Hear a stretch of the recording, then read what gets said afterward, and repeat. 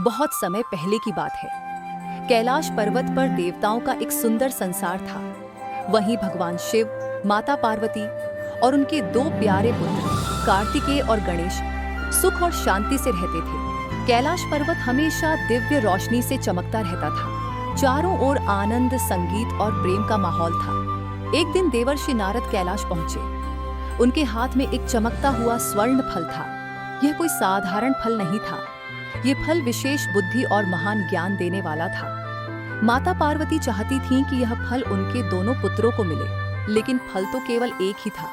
तभी भगवान शिव मुस्कुराए और बोले, इसका निर्णय एक छोटी सी प्रतियोगिता से होगा। यह सुनते ही कार्तिकेय और गणेश दोनों उत्साहित हो गए। भगवान शिव बोले, जो पहले पूरी दुनिया की परिक्रमा करके वापस आएगा, वही इस फल का अधिकारी होगा। कार्तिकेय ने देर नहीं लगाई। उन्होंने अपने तेज मोर को बुलाया और पल भर में आकाश की ओर उड़ गए। कार्तिकेय को अपनी गति और शक्ति पर पूरा भरोसा था।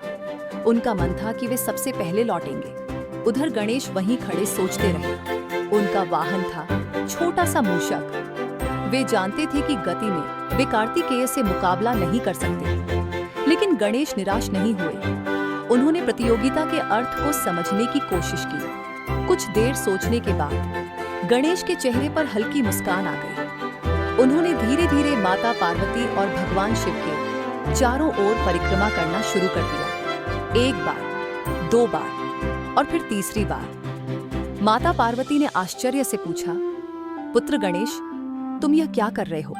गणेश ने विनम्र स्वर में कहा, माँ, मेरे लिए पूरी दुनिया आप दोनों ही हैं।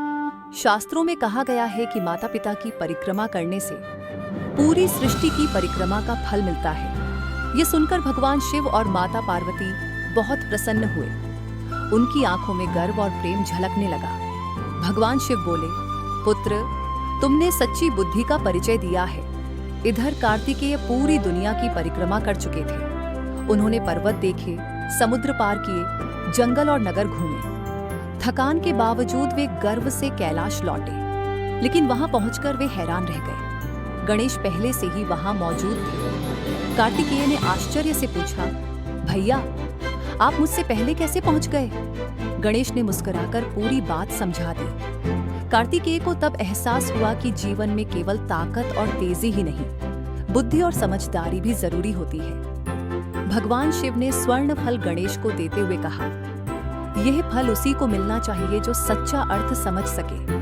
माता पार्वती ने दोनों पुत्रों को गले लगाया और प्रेम से मुस्कुराई। उस दिन से गणेश को प्रथम पूज्य कहा जाने लगा।